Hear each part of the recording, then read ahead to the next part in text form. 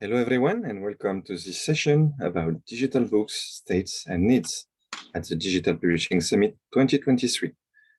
We will now explore the ever-evolving landscape of digital textbooks and address the pressing needs of publishers in this domain. Joining us for this insightful discussion, we have two distinguished speakers who bring a wealth of knowledge and experience to the table. With us, we have Nathalie Pujo, a representative of the Association des éditeurs d'éducation.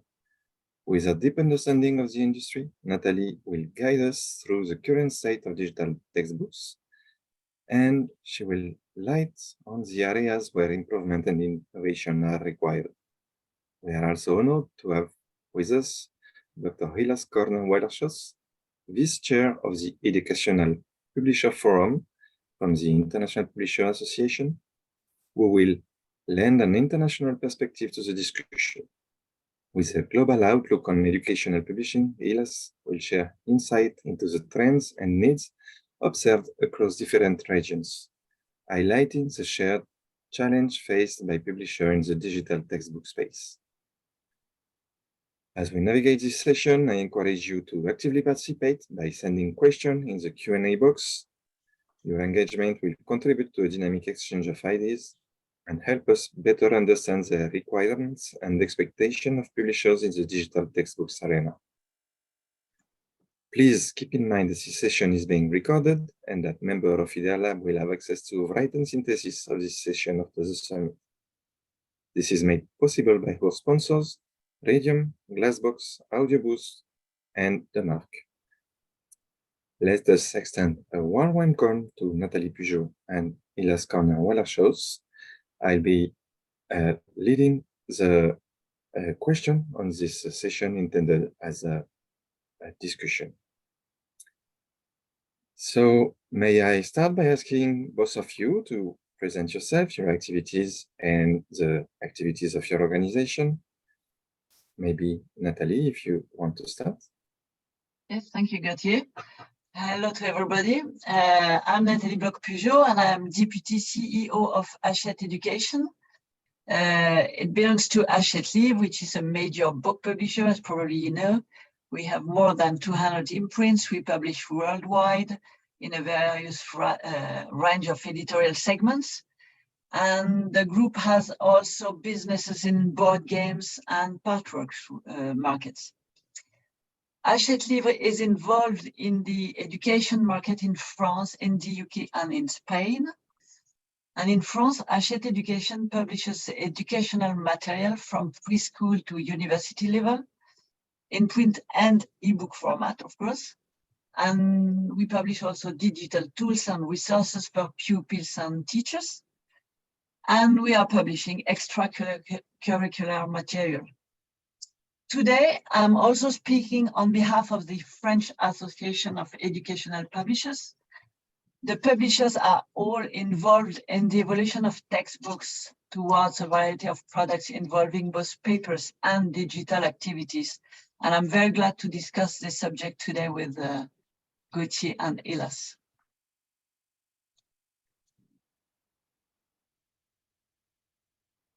Okay, thank you, Nathalie. My name is Ilas Koerner-Wellershaus. I'm from Germany. The name maybe sounds complicated. My first name is very simple, Ilas.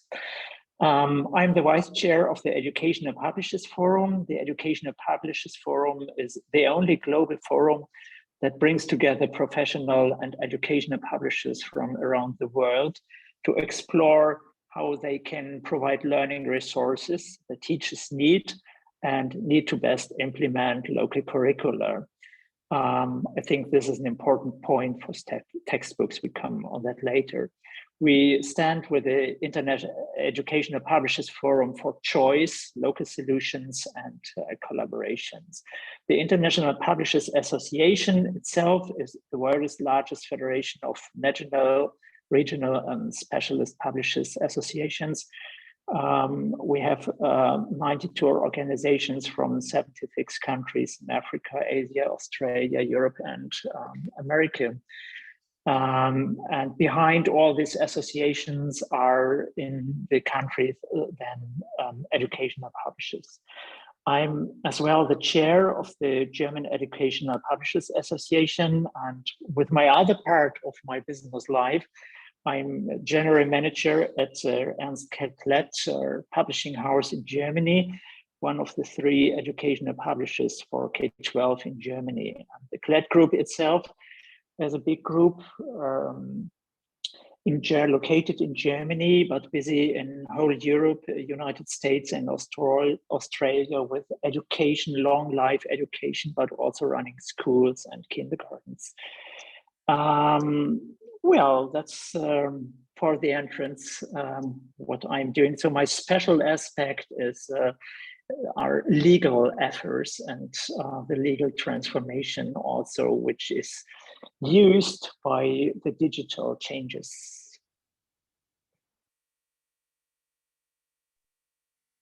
Many thanks to both of you. So my first question for you will be, could you give us some insight and define some specificities of digital textbooks? Maybe, Ilas, if you want to start sharing that with us.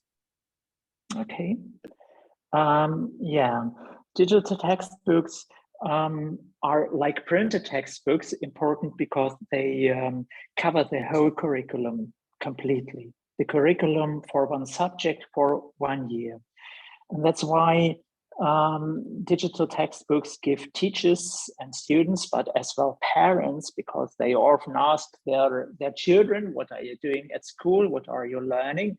Reliable timetable for an entire school year.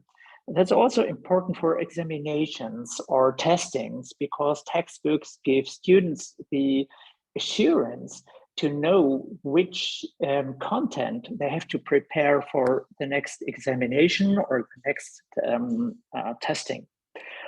That's why we think that textbooks give security, and they divide and portion the volume of a learning year in those chapters which teachers can really use during the school year. So if teachers only look to the curriculum and should write their own material, then it's a question for teachers that they get exactly that, what is for the next 2 or 4 lessons they have to do with the students, just to get the exact content for this time slot. Modern digital textbooks differentiate by learning levels and give opportunities for individual learning processes and progressions. That means that actual textbooks from Klett, which I can mention here, but not only from Klett, from a lot of other publishers around the world, they contain also audio and videos, but also testings, and have the opportunity to give an individual feedback. They interview testing tools, and they support on that way also weak students and give challenges for strong students. And they play, of course, an important role in classrooms, but to tell you the truth, of course, mostly no lesson is made 100% by a digital textbook, but mostly teachers also have their own material, and of course other things are to be done, and very often teachers bring their own material with them and use it in school. So far from me as a first orientation. Yeah, I fully agree with what you just said, Ilas, and I would furthermore say that because of this richness and complexity of textbooks, which have to cover a notion for a complete year, they incorporate information in many different formats, and this is very important for the learning process. And the layout and the design of the textbooks play a significant role to convey this information and to achieve the educational objectives of the book. On the print layout, there are visual cues and specific page organization, and digital textbooks are therefore usually produced in fixed layout format. the teacher uses the books in class mainly via video projection, and then the pupils recognize immediately the lesson when they are home. And the textbooks incorporate, as you said, Ilas, you have to cover the entire year for a specific topic. And the textbooks are designed with a linear progression through these subjects. And activities and content follow a specific order for these levels, for this topic. And incorporating text, images, interactive elements, multimedia contents to enhance the learning experience makes it very difficult to make a completely easy to go into digital book. I would add that our authors are experienced teachers, and they know how to progress into a specific subject. They know how to involve cognitive and emotional and social processes through the learning that takes place. And they have to go through acquisition of information, understanding concepts, to applying previously known knowledge, to reflect on experiences, to integrate new knowledge into existing frameworks. And this learning process considers the interplay between different topics, the progression of skills, and the integration of various learning experiences. And therefore, it's not only a book, in fact. Usually, textbooks incorporate this into a structured way. And this is very difficult if you have only bits and pieces here and there, and disconnected educational content without a clear structure and integration. Then I think you miss the true and comprehensive understanding of the subject. That's why our textbooks might look very complicated, but this is because they are very built to provide this structure and this organization and this progressive appropriation by the pupils of the subject. Many thanks. That's very interesting. If I wrap up in 3 lines, which is very few, I will focus layout meanings, layout convoying meanings, a learning path, and a hybrid use can be used at school, at home, hybrid targets, teachers and students, and all that wrapped up together. That's a lot of work. And from what I see too, maybe, is that those textbook cannot be consumed as snacking. You have to follow the textbooks. My second question will be in digital. What are the format actually in use, and what format do you see for the future of those digital textbooks? Maybe Nathalie, you want to start? Yes, there are different formats. Of course, PDF is used, EPUB, mainly fixed layout EPUB, of course, but also various range of interactive formats. All textbooks incorporate interactive elements, multimedia content, quizzes, exercise, assessment. And all these formats can be proprietary or based on web technologies. I see, and the technologies coming, of course, many people are looking at AR and VR because of their immersive and interactive experience. So digital textbooks could leverage these technologies to provide 3D models or simulation of virtual tours or interactive learning environment. But that's technically complicated to apply into a classroom. Of course, digital textbooks may also incorporate adaptive learning technologies through AI. that would tailor the content and learning experience to individual students' need with personal recommendations or assessments, customized learning paths. Of course, in this case, there is always the GDRP issue, especially with minors. But what is also clear is that because of the strong construction and progression that we just discussed before, textbooks will be more and more mixed products with a print book linked to digital and interactive activities. I don't know if you have seen, it's particularly interesting to see Sweden, a country that went fully digital for education very early, is now looking for mixed content. They want to provide print textbooks as well as digital resources to each pupil. And that's a strong change to what we heard 1 or 2 years before.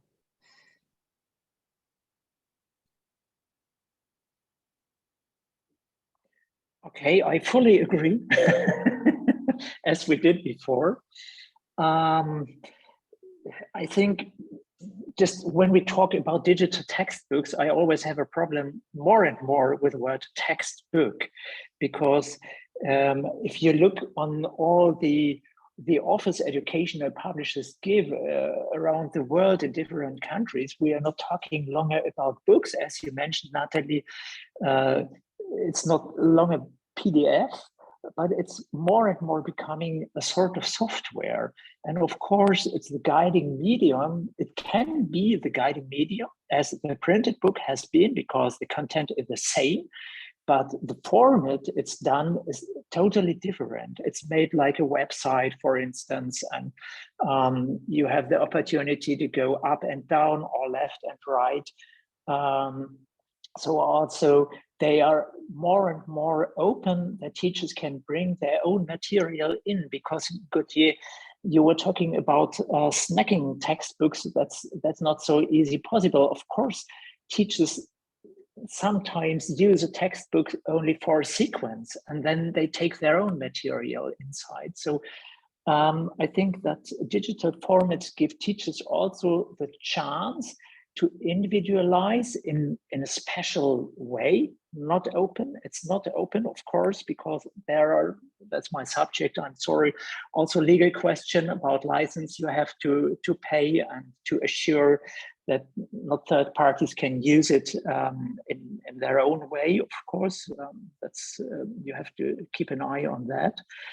And so in my view, educational publishers become more and more like edtech companies. They need knowledge of edtech companies to be on the wave, to be in the present, but to be also clear for the future. And of course, a lot of educational publishers have cooperations with edtechs, with startups, because they can't do everything for itself new, but they look what others have, and then they make operations. And of course, you find in these digital solutions a lot of maybe links or other solutions students or even teachers can use.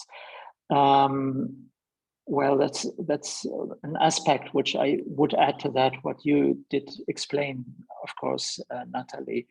And then we have still, I agree, we have a situation where teachers still use printed books, and I am sure they will use it in future as well. And then they look for additional material and like audio. So if you have the printed book, but you are in a foreign language course, you want to have an audio or a video training, making your French better or whatever. And then you get solutions on that. And the beginning was years before the textbooks, printed textbooks, got internet codes, and students or teachers could bring in the internet code, and then they could find on the educational publisher side something more additional material. And that means that we as educational publishers have a whole cosmos. And you also said it, Nathalie, it's complicated. It sounds complicated. And it's also complicated it's like a media landscape which reaches from printed up to of course very future orientated adaptive learning integrating material. And of course this process is just starting. Nobody knows where AI will lead to in the next years.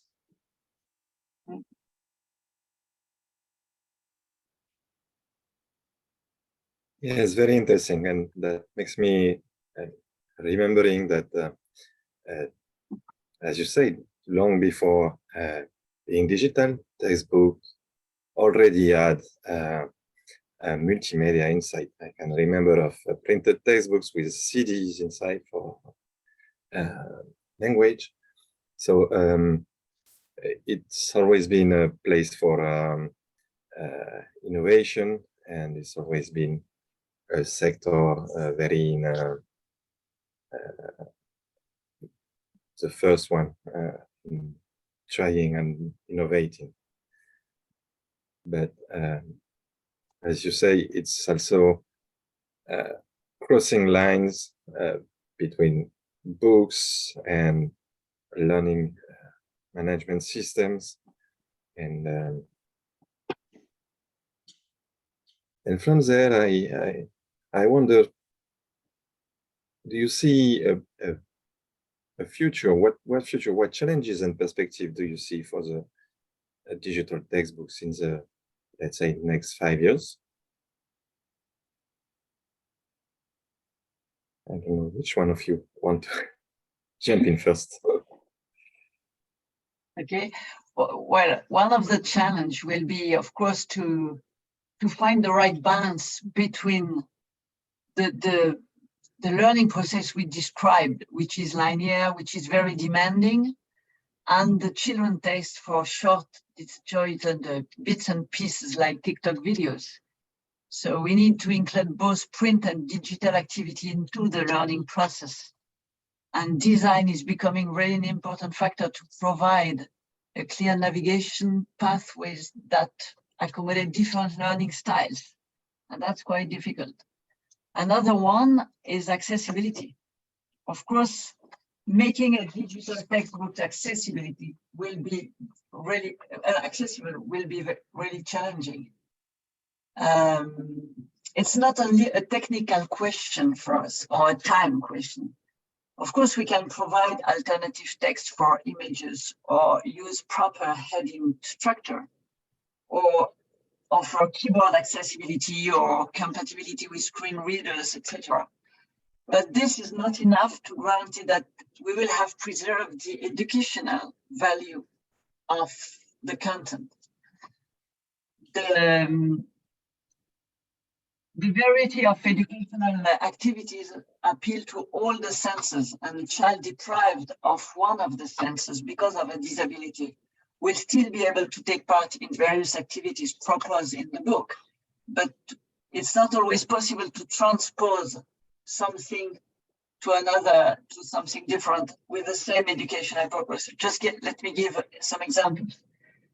When a teacher wants to assess listening comprehension, he makes this pupil listen to a text.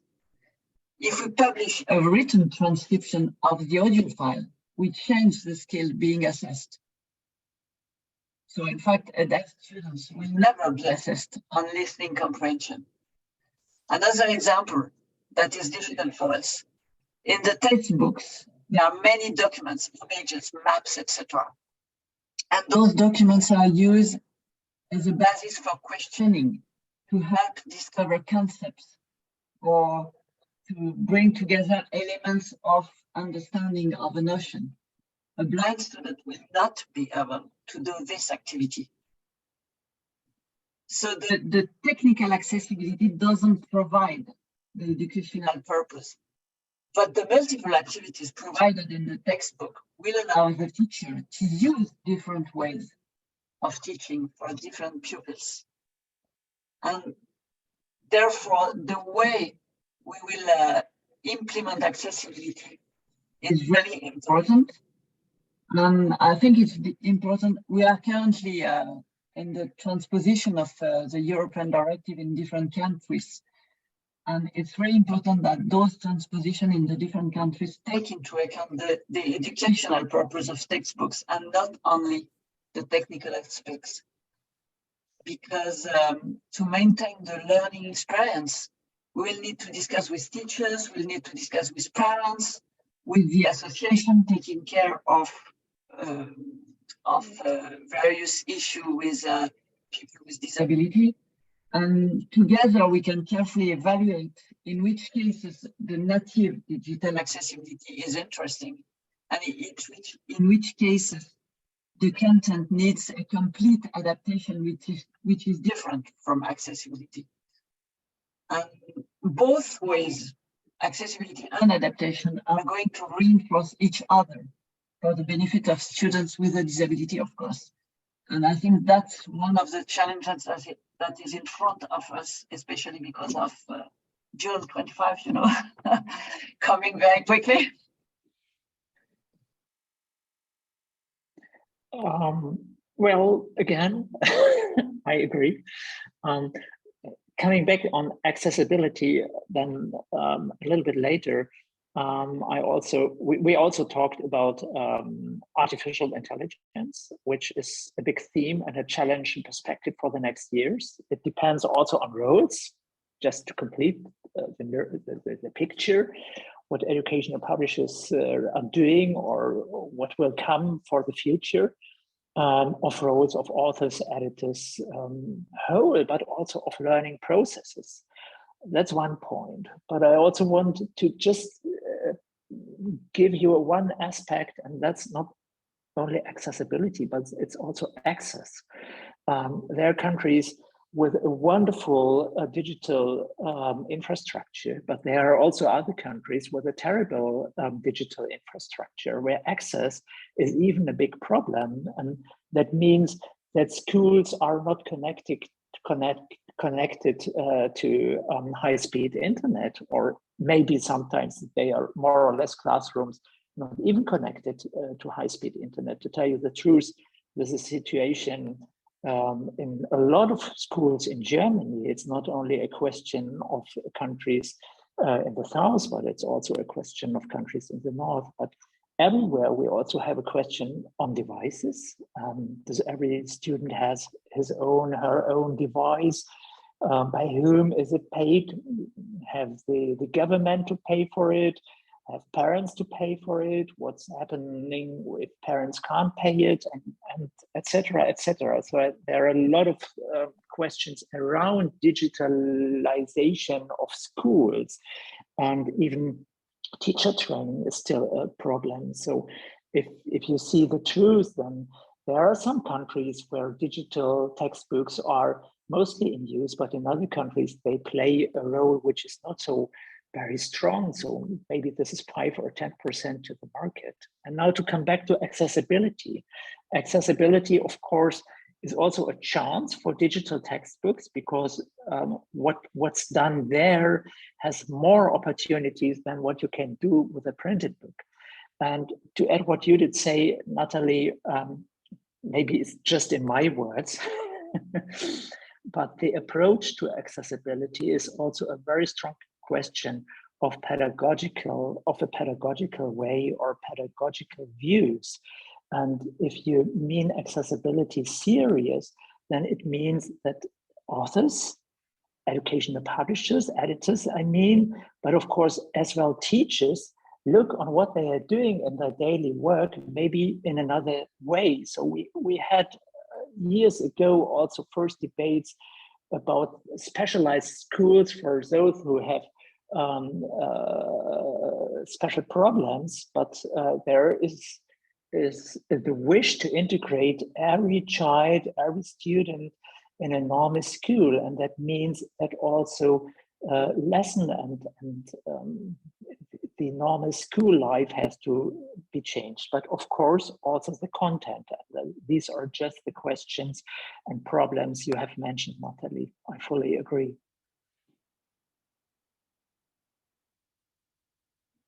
And just to add it, 2025 is very soon. It's June 2025. It's 2 years.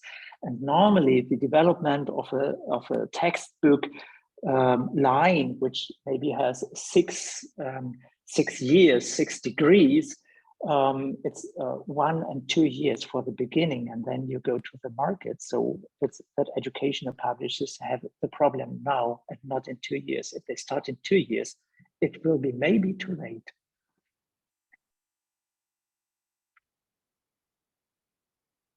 Yes, thank you. But also there will be, I believe, less problems of making a backlist accessible, as the new textbooks are going to replace the ones for before. But yes, it's not only to be ready in all schools in 2 years, we are already too late, maybe. Very interesting. So I'm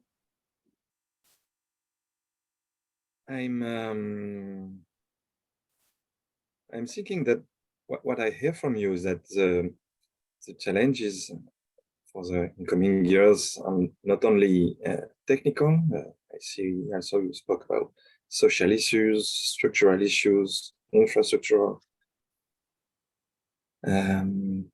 But as we at the lab work mainly on technical innovation, I wonder, do you feel that you already have the tools to produce and distribute and consume the future textbooks that will address those challenges?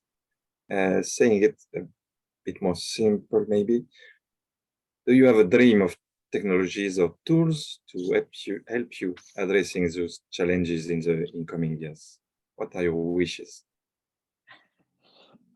To come to accessibility, a wish would be if you have a wonderful tool, and they are now starting to exist, which transcribes in videos. Of course, it's possible, still possible, and even in Zoom, we have the possibility to transcribe what we are talking in English in other languages.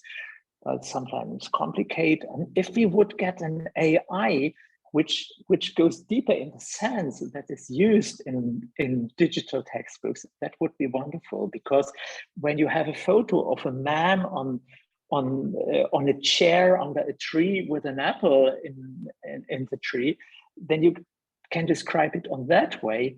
But on a pedagogical way, this picture shall be used in another sense. So it's not that the man is sitting on the chair, but maybe it's important that the apple is hanging there because you're talking about gravitation or whatever it may be, or photosynthesis. And of course, a picture can be used in different surroundings. In a textbook for biology, it's the apple and the photosynthesis, and physical, it's gravitation. If you are in a textbook on foreign languages, it's because you shall start talking with the old man. If you click on the old man on the chair, then you get some questions which you can answer. Maybe he asks you where you are, and what you like to do, or what your hobbies are, whatever it may be. So of course, we are not only curious, but we need a lot of tools and technology to make accessible really good, because otherwise it's only, again, a part of giving some help. So I would describe this as one of the dreams. But on the other hand, we also must see that educational publishing houses like yours, Nathalie, or mine, or a lot of others are traditional publishers, and we all are in a process of transformation. And that's why I also mentioned that startups are important, and cooperations with startups, which are sometimes more specialized on the need we need exactly than we would do it on ourselves. We can't do anything on ourselves. That's too much. So cooperation is important.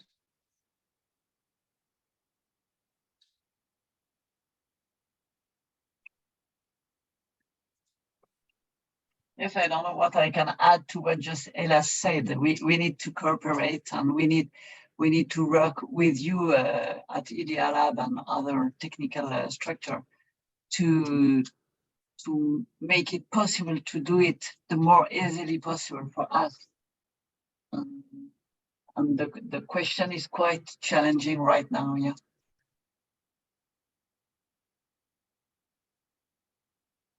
Great, so many thanks to both of you. I have reached the end of my questions, and I would like to open the floor to our attendees and see if we have some questions. So I see one in the Q&A from Vincent Martel, who asked to us, do you know any technology to help accessibility in electronic textbooks production? How are you producing today accessible textbooks with accessibility features? Shall I start? If I start, we are starting to produce digital textbooks and with accessible features. And so we at CLET use a content management system more and more. So of course we look for solutions which can be integrated in the content management system to give help to get help to come to smarter solutions by producing these. Most used are in schools in a lot of countries, ebooks, and not fully digitalized. And to make an ebook which has a complicated layout, a wonderful, nice layout for those who can see, but not for those who have problems with their eyes or are blind, it's really a big challenge to make a PDF in another structure than it has been before, because years before our producers worked with InDesign and made it everything fine by hand. And since years, we look that we have an HTML structure in the PDF so that it's possible for special technologies for a person who needs accessible help, that those ebooks can be read also by those accessibility instruments.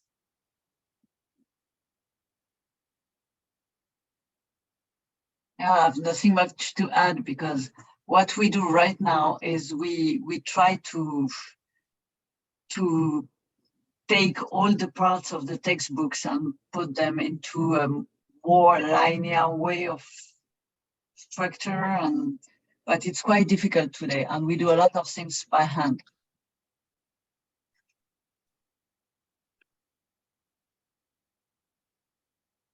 I would say, like Churchill, I have nothing to offer, but maybe not, but Sweden, yes, for sure.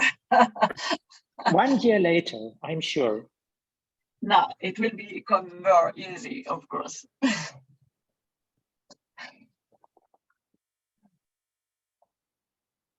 Okay, so we should have answer to the question in 1 year. So that means we are taking a new rendezvous for next Digital Publishing Summit. That's very great. I'm very happy that we started this this discussion. I think we have covered and made a good use of our time. Maybe you want to add a last word to our attendees.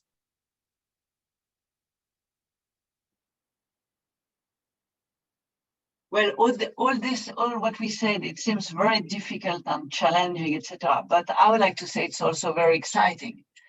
And we are discovering new territories for education, and we are all very excited by it. Yes, we are excited. It's a time of a lot of new perspectives, and also accessibility is a chance for digital development, because there are other needs we have to talk about. And I see with that what we are doing till now that means preparing what's already next year or so.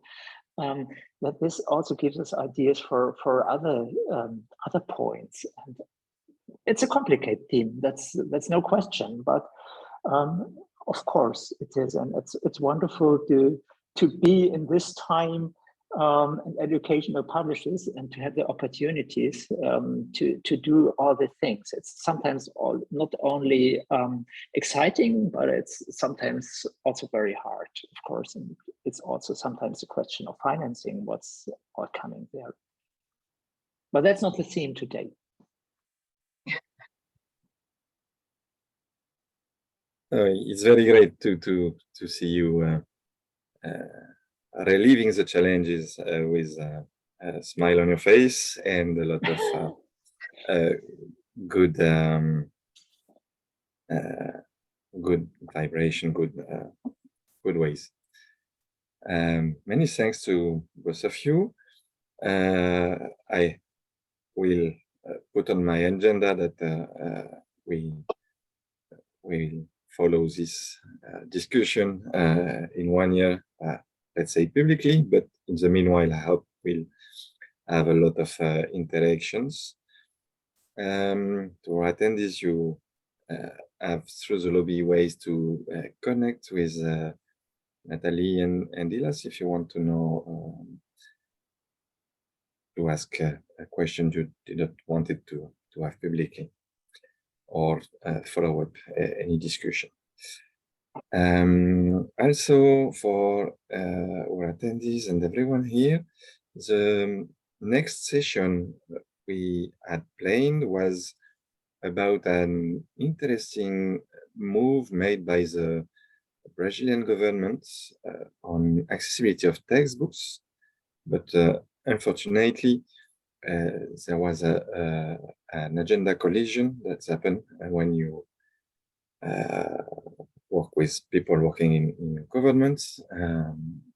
So we are not able to maintain this session. We'll try to offer a report session, I hope, very soon. And so you can, if you're interested in the subject, you can stay tuned in your own newsletter. We'll certainly prepare that session again, even if it's outside of the Digital Publishing Summit. Let's say it will be the asynchronic session, maybe later. But you can stay with us because in replacement, we decided to invite all of you to a social session, a bit improvised, but we feel that we would like to know more about you, or every of you are attending this summit. From where? What time is it in your country? Are you at coffee or at the end of your day? So this session will start in 15 minutes now, and you're very welcome. It will be a conversation. We have nothing specifically planned, just a place for everyone to share. Thanks again, Ilas and Nathalie, for this wonderful discussion. See you in a few, or have a nice evening. Thank you, Gauthier. Thank you, Gauthier. Bye-bye.